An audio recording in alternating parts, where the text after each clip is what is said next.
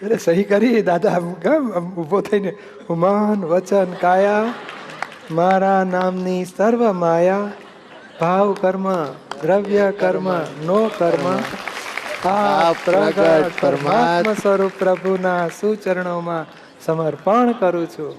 અને પછી જેટલાનું બોલાતું એમાં કે હું મારું તો કરી જ નાખું જલ્દી જલ્દી, પછી એ તો લાભ છોડે જ નહીં પાછો. અને પછી બોલે કરો હું શુદ્ધાત્મા છું, શુદ્ધાત્મા. પછી થઈ ગયો શુદ્ધાત્મા.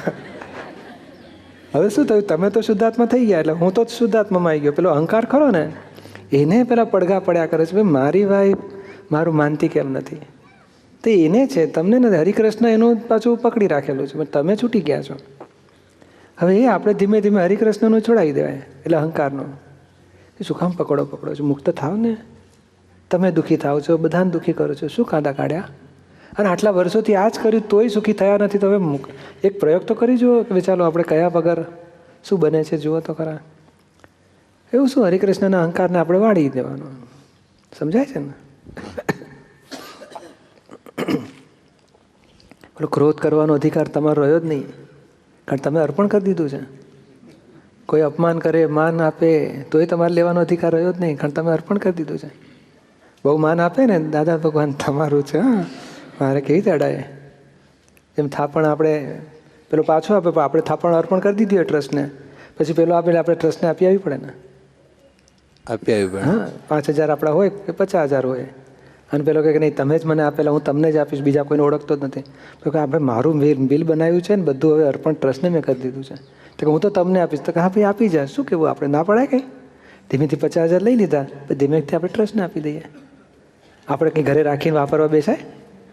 કેટલું આપણે જાગૃત રહીએ છીએ કે ના ભાઈ મેં અર્પણ કર્યું છે, હવે મારાથી વપરાય નહીં. પણ આપણે લોકો પૈસા અર્પણ કરતા દેખાય ને, કે આમ પૈસા મેં આપ્યા ને લીધા એ દેખાય, પણ ભાવો આપણે અર્પણ કરી દીધા છે. ભાવ કર્મય અર્પણ કર્યું, દ્રવ્ય કર્મય અર્પણ કર્યું, નો કર્મય અર્પણ કર્યું.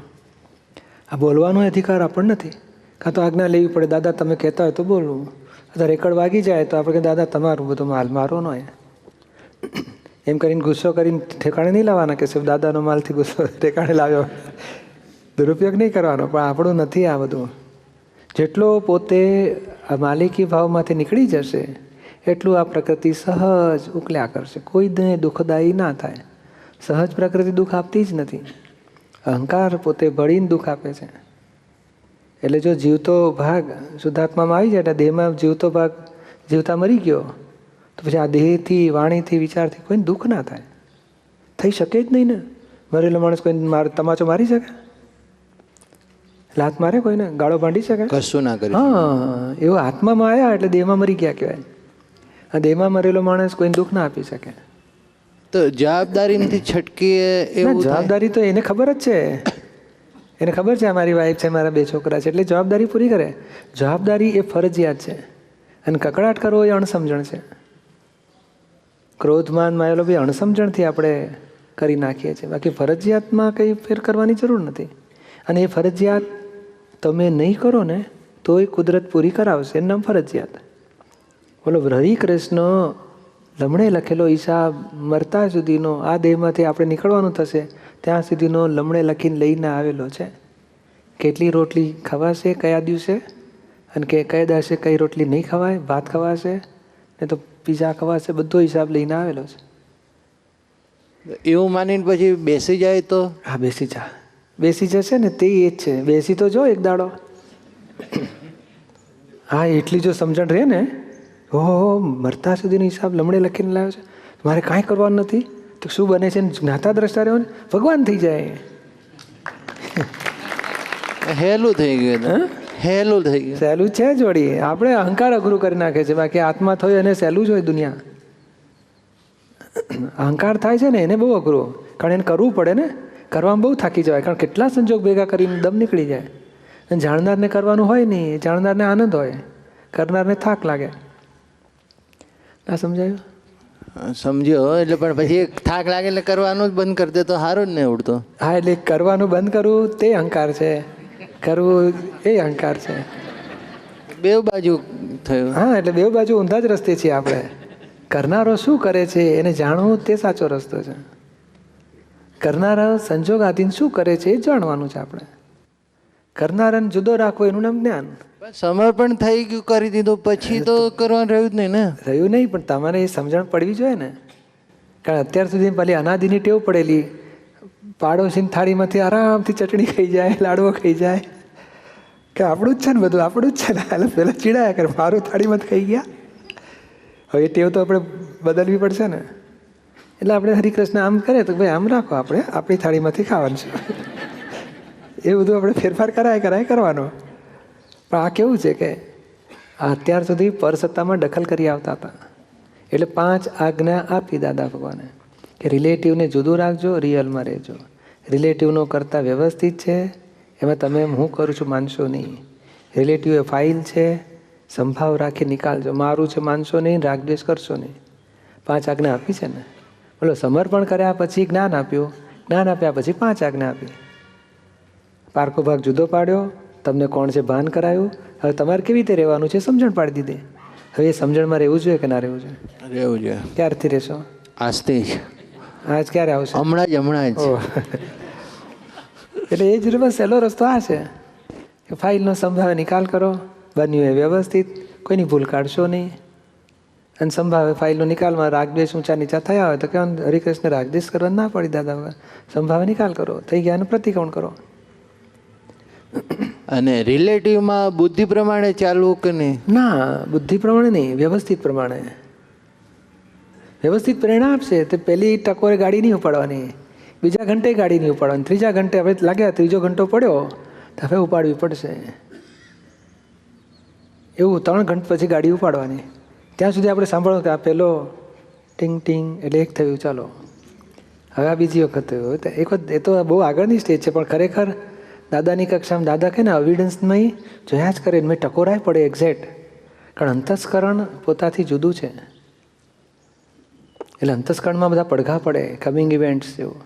અને એક્ઝેક્ટ જો આપણે સ્થિરતા હોય અને જાગૃતિ હોય તો બધી ખબર પડે કે આમાં ભજીયાનો વિચાર આવ્યા કે છે, પણ મેં મોહ જ ના હોય ખાવાનો, રસ જ ના હોય તો પાછું થોડી વાર પછી પાછું યાદ આવે કે ડુંગળી ના હોય ને તો મજા આવે. આપણે કે તમને મજા આવે પણ આ ક્યાંથી? આપણે કંઈ ઈચ્છા જ નથી કશું.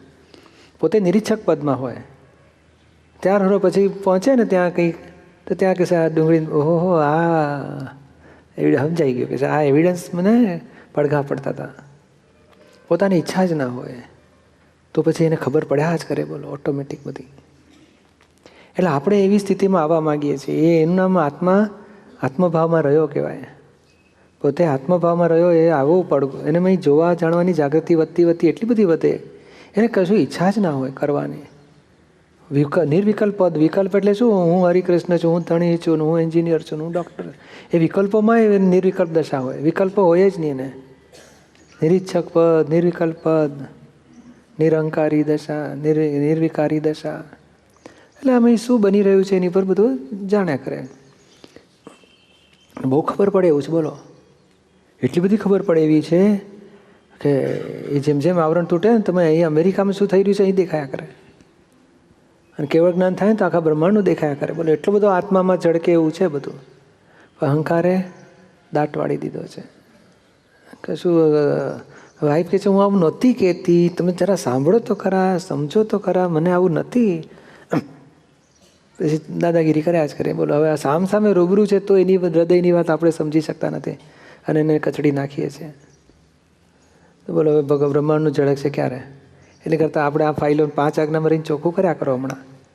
અને પેલું અંદર ટકોરવાનું સમજાય નહીં એટલે એની કરતાં વાપરશો જ નહીં હમણાં તો એને દુઃખ થાય છે તો આપણે બંધ કરી દો. આપણે બોલાય તો ગયું ભજીયા બનાવો જલ્દી, કે પેલી કે 9:30 વાગે હમણાં હવે શું ભજીયા, આ બધું તૈયાર છે, જમી લો ને. હા, આપણે થતા તો હરિકૃષ્ણ દુઃખ ના થાય એવું કરો, જમી લો. હા, ભજીયા આપણે બોલી તો નાખ્યું, કારણ પેલું ધણીપણાનો રફ મારવાની કટેવ પછી થાય ઘરે રે. હા, 9:30 વાગે એમને આટલી બધી મુશ્કેલી રહેવા દો. પછી કોઈક દડો બનાવજો, છોડી દો, આપણે વાળી લેવાની વાતને.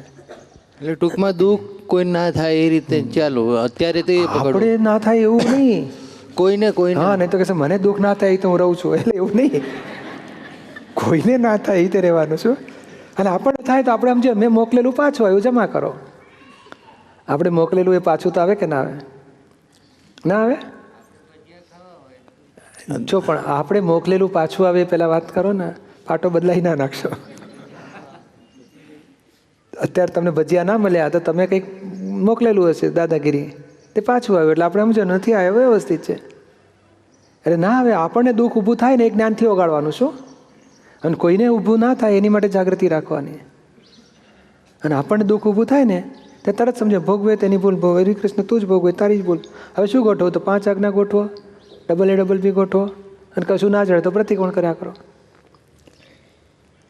એટલે પૂરું થઈ ગયું. આપણું દુઃખ આપણે જ્ઞાનથી મટાડી શકીએ એમ છે, પણ કોકનું દુઃખ આપણા અહંકારથી ઊભું થાય છે. એટલે આપણે વાળી લેવું પડે. અરે તમને દુઃખ થઈ ગયું, માફી માગું છું. અને સાચવીને વાળી લેવાનું કે ના ભાઈ, મને ભજીયાની હમણાં જરૂર નથી, તમે તમારે બધું બનાવ્યું છે ને, હું ખાઈશ હા શાંતિથી. અને કોક દાડો તમને સેજા સેજ ગોઠવાય ત્યારે હું બનાવજો, દરેક ઈચ્છા થઈ હતી, વાત પૂરી કરી નાખવાની. આપણે કોઈને આ ખાવા માટે દુઃખ અપાતું હશે, એટલું બધું ભૂલ કહેવાય. ખાનારો પાછો પારકો. અને આખી જિંદગી નહીં, અનંત અવતારથી દરેક અવતારમાં ખા જ કર્યું છે આખી જિંદગી, તો ધરાયો જ નથી, કારણ ખાતો જ નથી પોતે. અહંકાર જ કર્યો છે. બસ મજા આવી ગઈ, મને ભજીયા ભાવે, એટલે પૂરણમાંથી ગલન થયા કરે, આપણને શું લેવા દેવા. એટલે આવા બધી અણસમજણો આપણે અહંકાર જ ઓગાળ કરવાનું છે કે હું ખાઉં છું કે કોણ ખાય છે, હું કોણ છું ને કરે છે કોણ, એ જ ઓગાળો જાગૃતિ રાખીને કચરો ઓગાળ કર્યા કરવાનો છે. એટલે આ વિજ્ઞાનથી જવાનું છે, સમજાય ને? તમારી માટે નહીં, મારી માટે આ જ છે ને બધા માટે આ જ છે. વિજ્ઞાનથી જવાનું છે આપણે. બાકી કોઈને દુઃખ થાય એ સંસારમાં એ વિપરીત બુદ્ધિ કહેવાય, સમ્યક બુદ્ધિ ના કહેવાય. બોલો, જ્ઞાનની તો વાત જ નથી, છાંટો નથી જ્ઞાનનો. બીજાને દુઃખ આપીને આપણે સુખી થવાનો ઉપાય કર્યો બધું, ત્યાં જ્ઞાન ચૂકી ગયા. ભુજ શહેરથી એરપોર્ટ તરફ જતા રસ્તામાં જ ભવ્ય ત્રિમંદિર નજરે પડે છે. અહીં આવનાર દરેક દર્શનાર્થી ભગવાનની 13 ફૂટની વિશાળ પ્રતિમા જોઈને જ મંત્રમુગ્ધ થઈ જાય છે.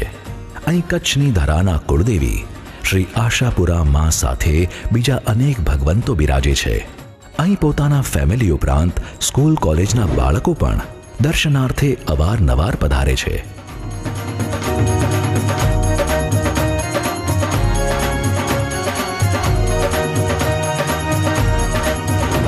આપ સૌ પણ આ નિષ્પક્ષપાતી ત્રિમંદિરમાં આવેલ બધા જ દેવી દેવોના દર્શન કરી શાશ્વત સુખને પામો, એ જ અભ્યર્થના.